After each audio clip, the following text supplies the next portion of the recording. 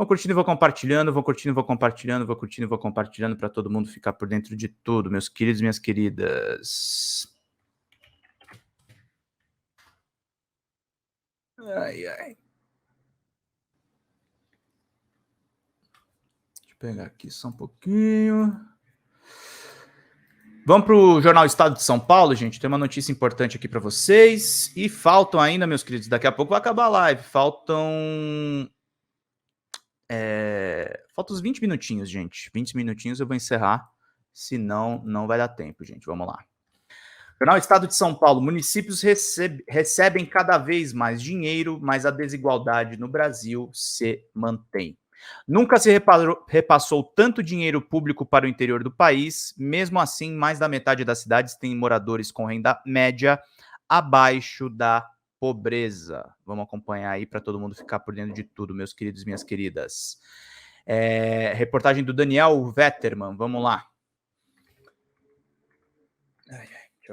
O agricultor Wellington de Souza Rodrigues, de 19 anos, mora no município de Jaraguá, Goiás, a 121 quilômetros de Goiânia. Desde criança, ele vive em uma pequena propriedade rural, na localidade de Córrego Grande, onde se sustenta cuidando do gado.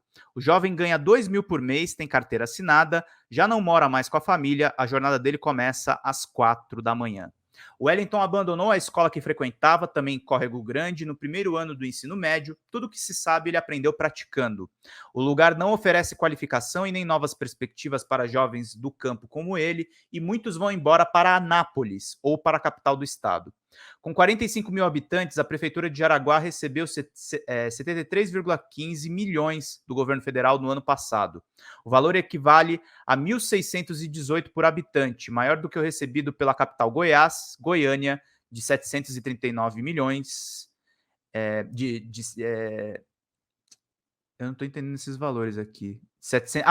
Por habitante, R$ 739, desculpem, no mesmo período.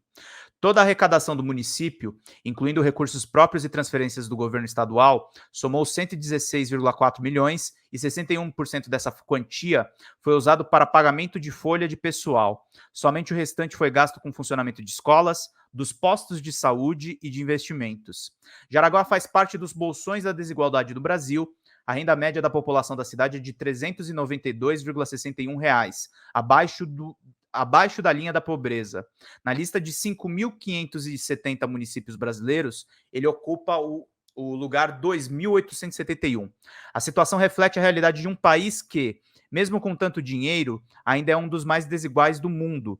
Durante uma semana, o Estadão percorreu 2.312 quilômetros, passando por 15 cidades do Distrito Federal, Goiás e Tocantins, onde a reportagem encontrou muitos moradores como Wellington.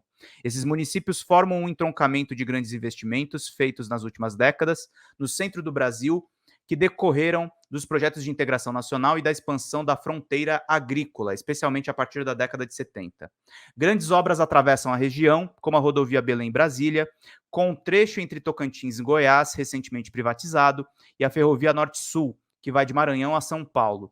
No Brasil, 3.132 cidades, 56% do total, tem uma população com renda média abaixo da linha da pobreza, de 497 mensais. De acordo com o levantamento feito pelo Estadão, com dados publicados pela Fundação Getúlio Vargas, a FGV, a estimativa é que 62,9 milhões de brasileiros vivam em situação de pobreza. Os dados revelam também que as Ilhas da Prosperidade, 796 municípios, 14% total, são privilegiados com uma renda média acima dos R$ 1.024 mensais, R$ 1.024 mensais. Foi onde grandes investimentos do passado se concentraram e o desenvolvimento chegou. Os números são de 2020 e mais recentes, e uniram informações do IBGE e do Imposto de Renda.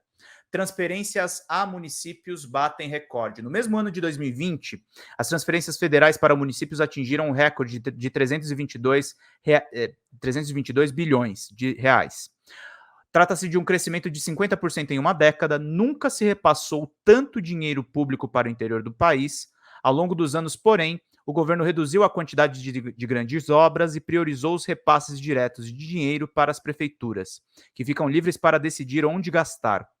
E por que Jaraguá, com tanto dinheiro, continua tendo só 15,6% da população com esgoto tratado e 3,5% das ruas com asfalto? Os dados citados são do próprio IBGE e refletem a realidade de da metade dos municípios brasileiros.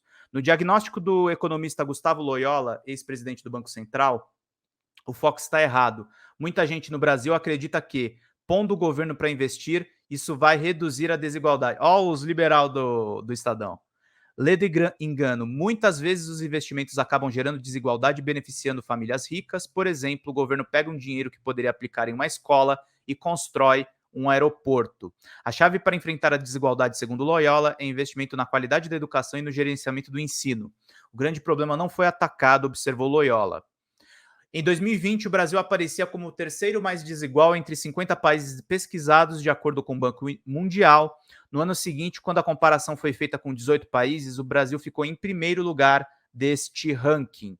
O Brasil tem gasto recursos em saúde, educação e saneamento, mas a grande falha é como transformar o investimento em capital humano nas pessoas numa economia mais forte e inclusiva. A busca por retorno social está comprometida, destacou o economista Marcelo Neri, um dos maiores especialistas em renda e desigualdade no Brasil.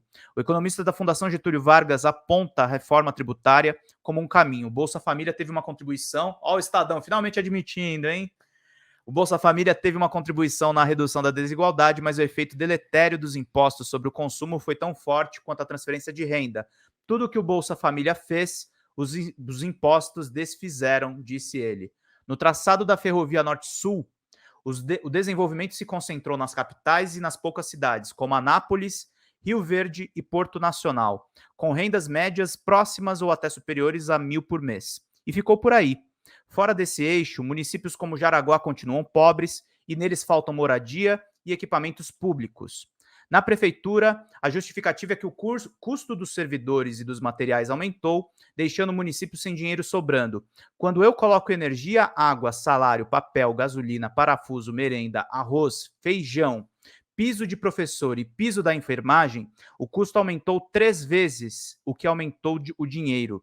É uma bola de neve, afirma o prefeito de Jaraguá, Paulo Vitor Avelar, que é do União Brasil, meus queridos e minhas queridas. Tem gado aí no chat, gente? Falem aí para mim, por favor, que eu quero saber do chat. Vamos bater 310 likes também, é muito importante. Desigualdade é um desafio mesmo em cidades mais ricas. Mesmo dentro de um município próspero, o fantasma da desigualdade aparece. Anápolis cresceu com a criação de empregos na sua base alinhada às indústrias, principalmente no polo farmacêutico. Só num projeto recente de aeronaves de caça, desenvolvido pela Força Aérea Brasileira, o governo gasta mais de 1 bilhão por ano. De acordo com o IBGE, 31,9% da população de Anápolis ainda vive com uma renda mensal de até meio salário mínimo. Do lado da base aérea fica o bairro que leva o nome do pai da aviação, Santos Dumont. Moradores reivindicam há 20 anos um posto de saúde na localidade que só foi inaugurado em março de 2023. Mesmo assim, a unidade não tem médico fixo. Uma consulta chega a demorar 1 mês para ser agendada e ainda mais para marcar um exame, de acordo com relatos da população. Em frente ao posto de saúde, do outro lado da rua, uma família montou um barraco para morar na calçada. A moradia foi feita com pedaços de madeira, tela e lona, em volta a um jardim bem cuidado de pequenas plantas e flores em vasos. Aldemar Marques Pereira, de 49 anos, trabalha como motorista, ajudante de serviços gerais e pedreiro. A mulher Joelma Gonçalves Silva, de 46 anos, faz serviços domésticos na cidade. Eles moravam em uma casa, mas tiveram que sair porque ficaram sem dinheiro para pagar R$ 500 de aluguel mensal. O motorista se machucou em um acidente e não conseguiu mais dirigir para complementar a renda, além de ficar sem recursos para renovar a carteira de habilitação. Para motoristas como ele, que dirige caminhão, o custo para renovar a carteira nacional de habilitação em Goiás fica em R$ 275,70. O casal faz serviços informais que arruma na região e junta 200 por mês para se alimentar e manter como pode a área onde vive. Sem água encanada, banheiro adequado e energia elétrica, os dois buscam água em um vizinho para beber, preparar alimentos e tomar banho. Os baldes com água ficam do lado de fora.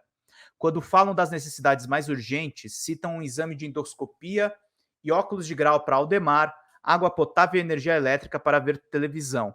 Além disso, querem socorro para ter direito a ficar ali e regularizar o imóvel. A terra é do povo e nós não podemos ficar aqui, indagou Ademar.